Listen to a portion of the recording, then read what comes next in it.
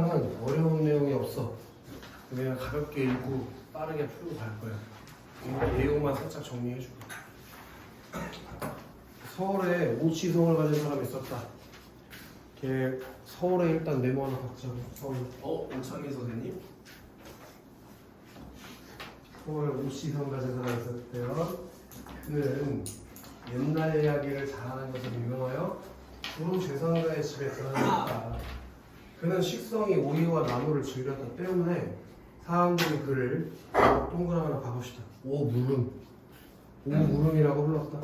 되게 물음이란 익힌 나무를 이름이요. 오씨와 오이가 음이 비슷한 때문이었다.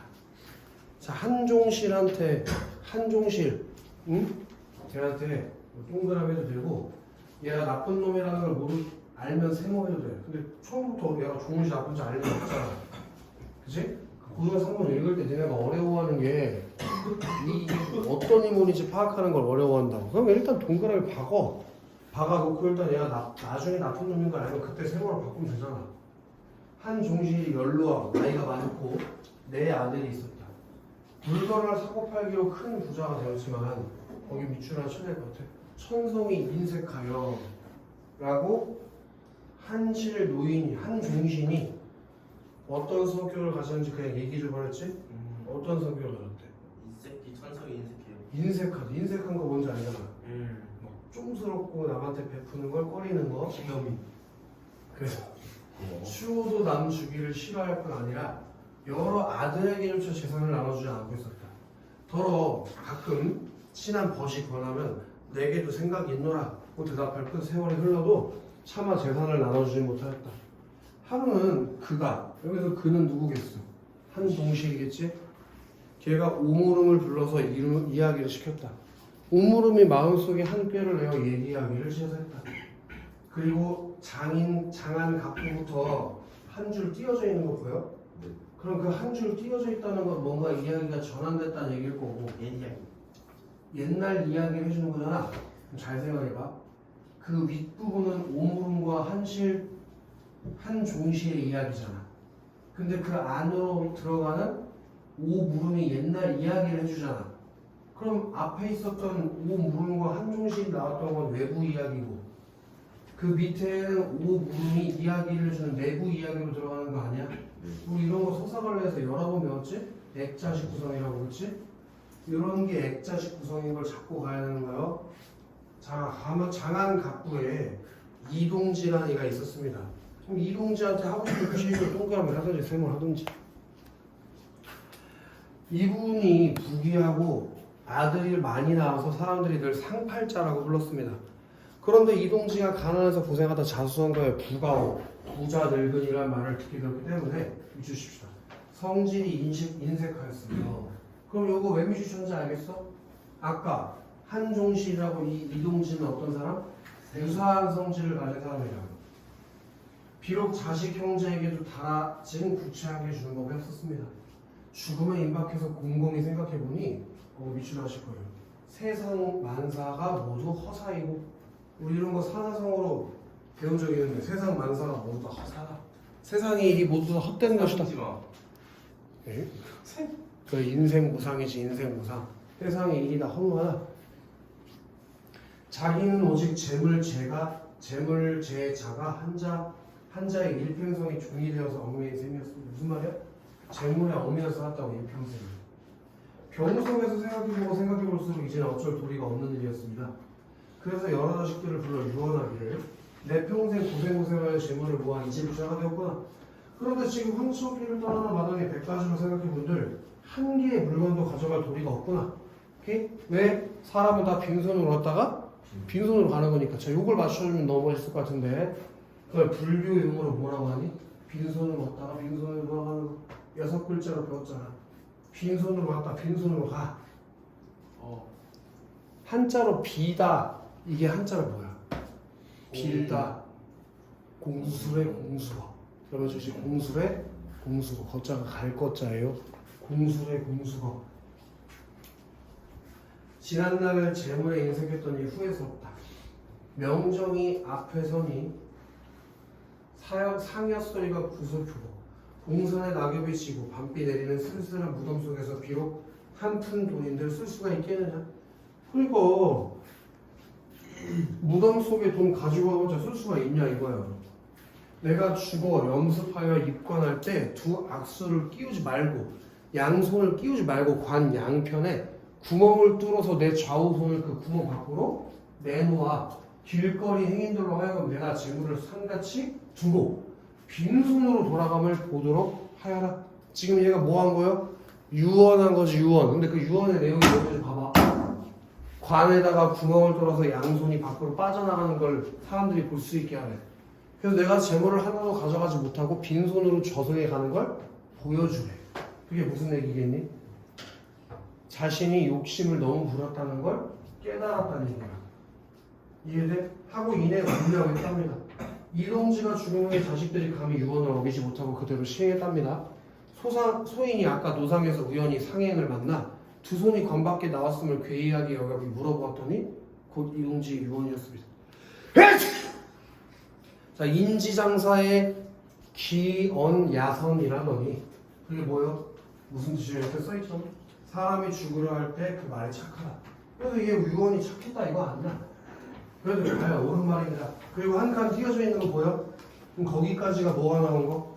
내화가 나왔다고 보면 되겠지. 이제 빠져나갈 건데 퀴즈인데 야야야 봉주야 이런 옛날 이야기를 몸무름이가 한정씨한테 왜 해준 거 같아? 이 옛날 이야기 욕심 부리지 말라는 깨달음을 주려고 교훈을 주려고 이 이야기를 했을 거 아니야. 그치 형주? 그래서 종실노인 하고 싶은 표시하면 되는 거야. 아까 했던 거 종실노인이 듣고 보니 은연중 자기를 두고 한 이야기였다. 자기 얘기인 거 모르겠어? 그리고 그의 말에 조롱하는 듯이 들었지만 그 말은 이치에 탄압하였다. 이에 즉석에서 깨닫는 바가 있어 오무름에게 상을 후하게 주어을 했다. 그날 그 이튿날 아침에 드디어 여러 자식 앞으로 재산을 나누고 일가 친구들에게도 보화를 흩어주었다. 그러고는 산정에 들어앉아 검은고와 술을 즐기며 종신토록 죽을 때까지 금전상의 말은 입에 올리지 않았다. 그럼 요 가에 있는 이야기꾼 오물은 얘는 조금만 좀 간단하게 정리해보면 어떤 내용이에요? 외부 이야기에 외화에 누가 나오냐? 오물음이라는 이야기꾼이 나오고 이 사람은 어떤 사람이라고 정리할 수 있어? 서울에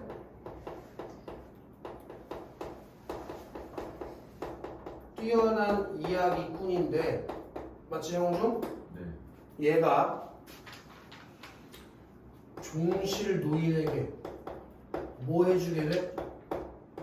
이야기를 해주게 되는 거 맞지? 그럼 종실 노인은 어떤 사람이니? 부자지만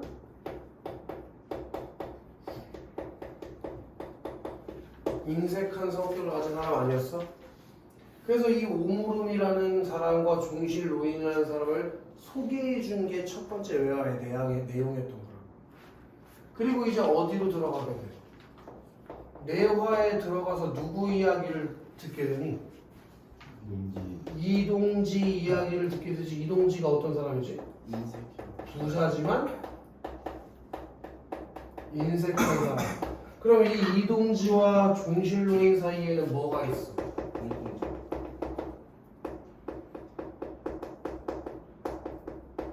유사성을 가지고 있는데 이 이동지가 깨달음을 얻잖아. 그치? 그리고 그 깨달음을 통해서 얘가 뭘 남겨? 유언을 남기지 않아? 그치? 유언. 그 유언의 내용을 가지고 외화로 나와서 종실 노인도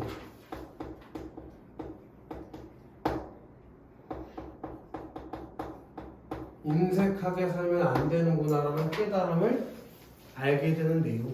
그게 이야기꾼 오물음이지 뭐. 쉽지? 그리고 나아가 보자고. 그 전에 참 대갓집에서 독선생 앉혀놓고 대갓집 동그라미 치고 독선생 동그라미 치고 아들 동그라미 치고 아들 공부를 떡 시키는데 이놈이 공부를 안 해. 근데 지금 가랑 나의 차이점이 바로 보여. 가는 글씨 쓰는 투로 글을 썼고 나는 말하는 투로 써있지 구어체로 써있지 그치? 그 차이가 바로 보여야 돼. 가는 문어로 나는 구어로. 오케이? 자, 허재면은 뭘 허재면은 공부를 허재면은 자기 아버지하고 그 이웃 노인네하고 앉아서 옛날 얘기하는데 이놈이 공부를 하면서도 이 얘기하는 것을 다 적는 거예요. 적어서는 하루 저녁에 한마디 들으면 하나를 적어서 이걸 꼭 종이에다가 적어가지고는 이놈의 걸 봉해가지고는 주머니 하나를 만들어서 거기다 쳐놓고 한 게 3년 동안 딱 그래 보니까 주머니 3개가 찼어요. 그렇게 자기 아버지랑 누구요? 어떤 이웃 노인네하고 이야기 옛날 얘기하는 걸 하루에 하나씩 적어서 이야기 주머니 3개가 꽉 찼다고. 이해되지? 그러니까 자기 방 대돌보에다가 딱 달아놨지. 요놈의 걸. 이거 무슨 법 쓰려나 동준? 너한테 물어보는데 의도가 있는 건데. 무슨 법이야? 그렇지. 이게 도시법이야. 알겠어? 얘기 주머니를 보니까 3년 동안을 저녁마다 한 개씩 집어넣으니까 얘기 주머니가 엄청나게 얘기가 많이 들어간 거예요. 주머니 3개가 찼으니까 4년째 되던 해에 장가를 가게 됐어요. 이런 동네에서 살 것 같은 저기 홍천쯤으로 장가를 가게 됐어요. 홍천에다가 내고 가봐야지. 장가를 어디로 가게 됐대 강민? 인천. 이런 영을 여기서 영이라는 건 한자로 고개 영자야. 니네가 아는 대관령, 추풍령 할 때 영 있지? 그게 이 영자를 쓰는 거야. 고개 영. 영을 하나 넘어가야 하는데 그 전에 왜 가마에다가 이렇게 가야 되잖아요. 그런데 내일쯤 출발하게 되면 오늘쯤 자기 아버지에다 동그라미 가봐야지. 하인들이 있으니까 하인더러 명령을 하는 거야. 너는 내일 누구누구 가마를 모시고 누구는 손님 접대를 해라. 이렇게 명령을 내렸어요.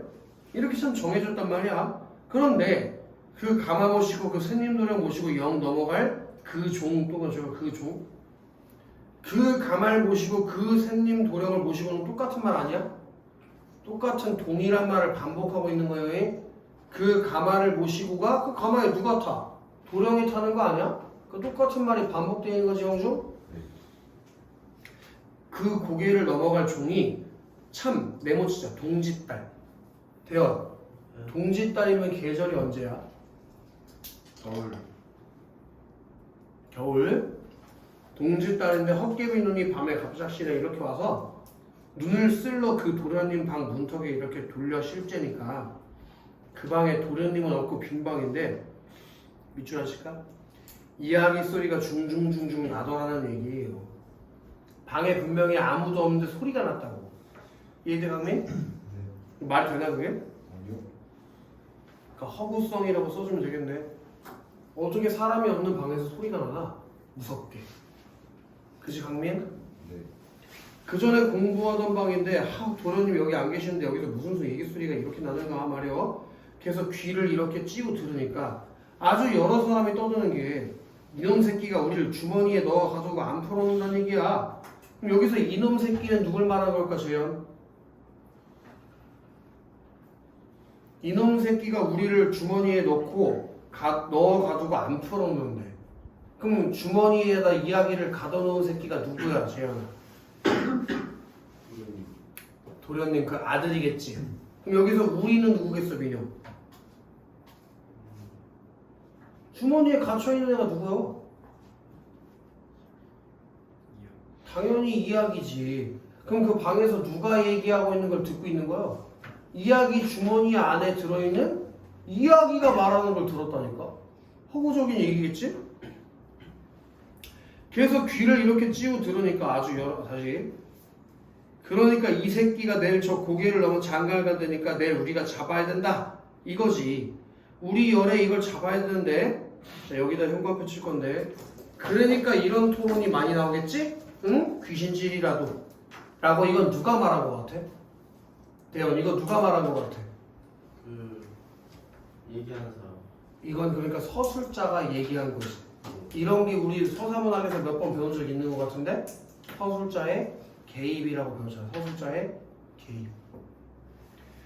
그럼 그걸 어떻게 잡아야 되느냐? 그러니까 내 말 들어라.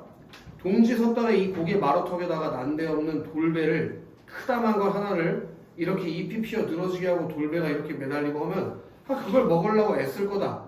그러니까 그놈의 걸 이렇게 딱 만들어 놓으면 새신랑 오다 그것만 딱 쳐먹으면 죽을 테니까 걸 해놓자. 그럼 어떤 계략을 만든 거야? 돌배를 먹어서 죽이게, 독살할 계획을 세웠대. 요걸 그 갑의 말이 모시고 갈 종놈이 들었다는 얘기야. 도련님은 내가 살려야겠다는 결심을 먹었거든. 귀신이 된 이야기들의 계획. 그 계획이 무슨 계획이었어, 형중? 돌배를 내가 죽이려고. 그걸 엿들은 하인 동그라미. 하인은 결혼을 위해 떠나는 도련님 동그라미. 도련님을 따라 나서고 귀신이 된 이야기들이 만들어놓은 함정으로부터 도련님을 구한다.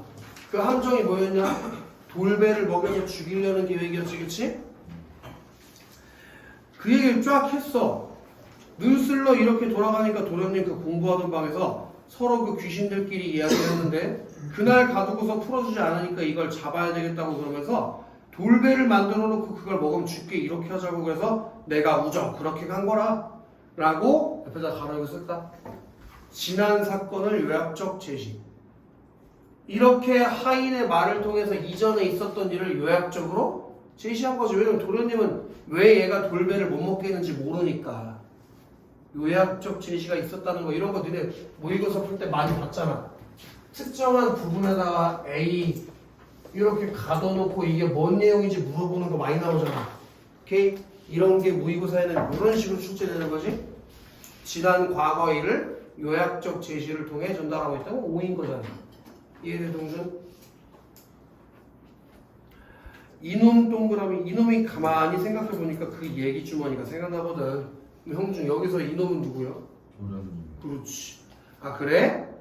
그래서 참 자기 공부하던 방에 가보니까 대들보에다 얘기 주머니 3개를 이렇게 똘똘 말아서 이렇게 주머니 속에 가득가득 채우는 게 매달려 있거든. 그래, 이놈의 얘기 주머니를 갖다가서 터쳐서 다 풀어내봤단 말이야. 그때 헤쳐내보냈는데 겨우 나는 그놈의 걸 주워듣다 보니까 그저 한반 주머니밖에 못 가졌어요. 이걸로 끝납니다. 하고 자기가 푸는 이야기가 그 이야기 주머니에서 나왔다는 얘기 해주면서 끈을 맞췄다고. 이해되죠? 자, 이건 퀴즈인데 잘 들어. 니네 서사갈래에 대해서 고등학교 2학년 때 배우게 돼 있어. 우리나라 서사갈래, 산문갈래에서 가장 처음 등장했던 갈래는 뭐야? 소설이 서사갈래의 대표적인 건데 우리나라 최초의 소설 배웠잖아. 니네 2학년 때 뭐였니? 우리나라 최초의 소설 금오신화였지? 금오신화? 그게 조선시대 때야. 그럼 그 이전에는 어떤 서사갈래가 있었어? 최초의 서사갈래로 있었던 게 뭐야? 장군신화. 그런 것들을 다 포괄하는 게 있어. 그게 설화야, 설화. 우리 설화에는 종류가 3가지가 있다고 배웠어. 흥미 위주의 교훈을 주는 민담, 구체적인 증거물이 나와 있는 전설, 신이한 이야기를 가지고 쓴 신화. 이렇게 3가지를 묶어서 입에서 입으로 전달되는 설화라고 해. 그리고 항상 수특에는 시대 순서대로 작품이 들어가게 돼 있어. 그래서 1강과 2강에는 설화가 나와. 오케이? 그럼 지금 읽은 이 이야기 주머니랑 이야기꾼 5물음은 신화, 전설, 민담 중에서 뭐인 것 같아? 흥미 위주의 이야기인 민담이라고 얘가. 아시겠어?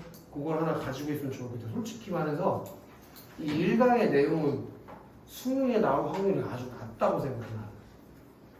그래서 막 자세하게 설명 안 해주고 그냥 내용만 훑어진 거거든? 이렇게 안 나온다는 얘기가 아니라 가능성이 아주 낮아. 내가 지금까지 근 10년간 민담이 시험에 나오는 거는 한 차례도 본 적이 없어. 수특에는 맨날 나오지만. 그래서 이거는 가능성은 낮기 때문에 그냥 훑은 거야.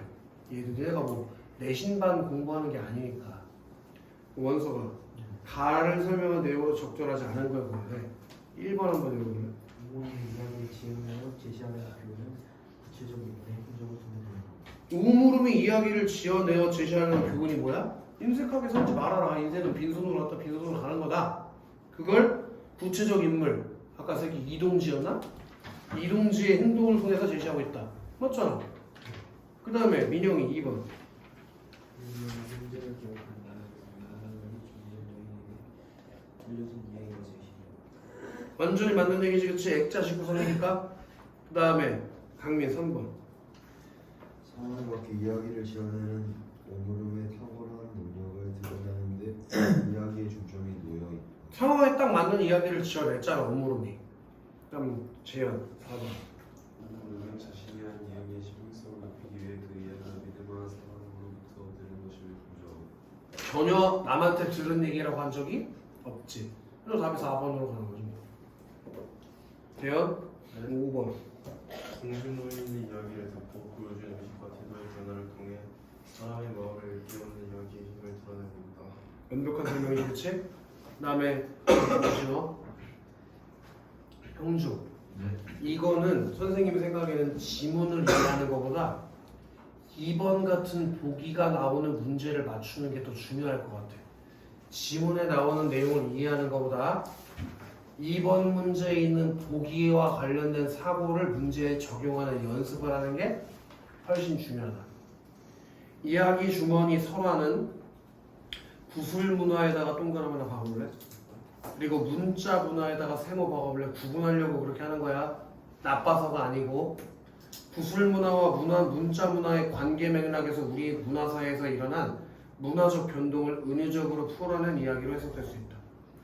설화에 등장하는 인물 중 젊은 도련님은 문자 문화 세계를 상징하는 인물이래. 그럼 젊은 도련님한테 세모 주면 되지 않아? 문자 문화니까. 그리고 주머니에 갇혀 사악한 귀신이 된 이야기는 말 그대로 구술 문화. 그럼 이야기들한테 뭘 주면 돼? 동그라미 주면 되지. 구술 문화 안에서 생명력을 갖고 유통되던 이야기들이다. 위험에 처한 주인을 구하는 인물은 도련님의 하인인데 그는 신분상 하층민이지만 글 공부하는 도련님을 가까이 모신다는 점에서 구술 문화와 문화의 경계에 있는 존재로 볼 수 있다. 그냥 가운데쯤 있는 애래. 이런 맥락에서 젊은 도련님이 이야기를 듣고 기록만 할 뿐 남에게 전하지 않았다는 것. 그러자 이야기들이 도련님을 죽이려고 했다는 것. 하인이 도련님을 구하고 도련님은 하인의 말을 듣고 이야기를 주머니에서 풀어주었다는 내용은 제각기 문화사적인 의미를 함축한데 형중아 1번 한번 읽어볼래? 대낮집에서 권생을 앉혀놓고 공부를 하고 들은 이야기는 꼭 종이에다가 적어서 기록으로 남겼다는 내용은 도련님이 문자 문화의 세계에서 성장한 존재임을 암시하는 것으로 볼 수 있겠고. 어때? 도련님이 들은 걸 기록으로 남겼다는 점에서 문자 문화 세계에서 성장한 존재임을 암시한다. 어때? 맞아. 그 다음에 너 누구지? 동준 2번. 도련님이 이야기를 들으면 종이에 기록해 주머니에 넣어 가지고 풀어놓는다는 내용은 구술 문화 안에서 유통되는 이야기들이 문자로 기록이 돼서 구술 문화로서 이야기의 생명력을 이뤄가면서 상징하는 것으로 볼 수 있다. 어때 동준아? 맞아요. 완전히 맞지, 그치? 원래 구술 문화였던 걸 도련님이 글로 적고 안 풀었다며. 그럼 생명력을 잃어가고 있다고 볼 수 있잖아. 도원 3번. 주머니에 갇힌 이야기들이 여기까지 쉽지만 나의 경험을 위해서 함께 하려니까 내일 우리가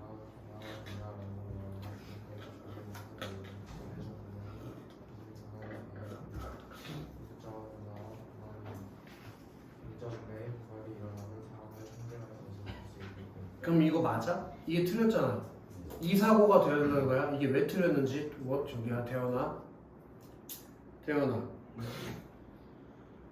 이야기가 도련님을 죽이려고 한 거 있지? 그게 지배적인 문화인 구술 문화에 대한 문자 문화의 반발이마저 아니 지배적인 문자 문화에 대해 구술 문화의 반발이 일어나다가 된 거죠. 그래 맞아.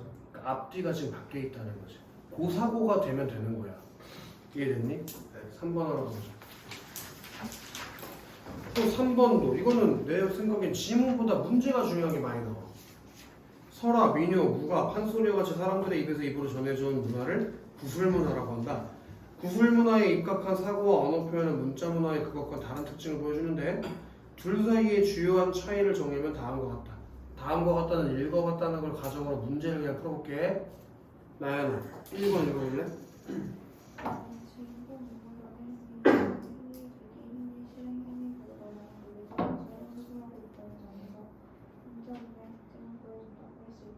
자, 오물음의 행위의 계획이 뭐였지? 행위의 계획이 그 한실 종신인가?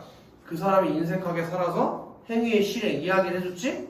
행위의 결과 한실 종신의 뭐야? 한 종실 노인. 그 종실 노인의 태도가 변했지. 그럼 이렇게 계기, 실행, 결과, 논리적 순서로 서술하고 있는 거 맞아 틀려? 그게 기억에 뭐라고 써있지? 문자 문헌은 앞뒤 내용 간의 관계가 논리적이고 분석적이라고 기억에 써있는 걸 근거로 1번이 낫다라고 판단할 수 있게 된다는 거야. 원서 2번. 나는 이번 동네에 살 것 같은 저는 현실적으로 장가를 가게 됐어요. 나는 구현자의 말에서 알 수 있듯이 작중 상황을 설명할 때 구현자가 누구는 지금 여기에 시공간적 상황과 유비를 사고하려 한다는 점에서 구술문화의 특징이 드러난다고 할 수 있다. 그게 니은에 써있네. 구술문화에서 문자문화에 비해 대상을 이해할 때 구현자가 놓여있는 지금 여기 시공간적 상황, 생활 속의 구체적인 경험을 통해 사고하는 경향을 보인다. 완벽한 설명이시겠지? 일단 민영 3번.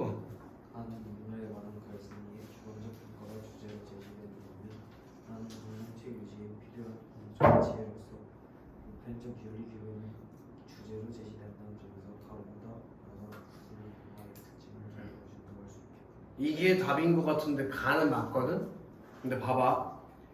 나는 공동체 유지에 필요한 공적 지혜로서 보편적 윤리규범의 주제로 제시된다. 그래 이게 공동체 유지에 필요한 공적 지혜의 성격을 띄어? 이야기 주머니가? 그렇지 않잖아. 그러니까 3번으로 답이 가져야 된다. 강민 4번 한번 해볼래? 4와 달리 나는 그놈 걸 주워듣다 보니까 그저 한반 주머니밖에 못 가졌어요. 나는 구현자의 바라에 있듯이 작중안과 밖의 경계가 모호하다는 점에서 구술 문화의 특징을 드러낸다고 할 수 있겠어. 그거 봐 강민아. 그걸 주워두다가 반 주머니밖에 못 가져갔대. 그 주머니 연 게. 주머니 열어준 건 작품 안에 있었던 얘기인데 구현자가 그걸 반 정도 가져왔다고 했으니까 작품 안과 밖의 경계가 모호해진 거고 이걸 리을에 써있네. 리을의 두 번째 줄에 구술만 하는 작품 안과 밖의 경계가 모호하여 구현자가 작품 안에 자유롭게 개입한다. 맞지 않아? 네. 그럼 재연 5번. 가와 달리 나는 이놈이 공부를 하면서도 얘기하는 것을 다 적는 거야. 적어서 하루 저녁에 한마디 들으면 날 적어서에서 적는다라는 표현을 반복한 것처럼 이야기 속 여러 장면에서 같은 표현의 장황한 되풀이를 보여준다는 점에서 구술 문화의 특징을 드러낸다고 할 수 있다. 그래 나에서 이놈 공부를 하면서 이 얘기를 다 적는 거야. 적어선 하루 저녁에. 그럼 적는다는 말이 계속 반복되지 않아? 그게 기억에 써있잖아.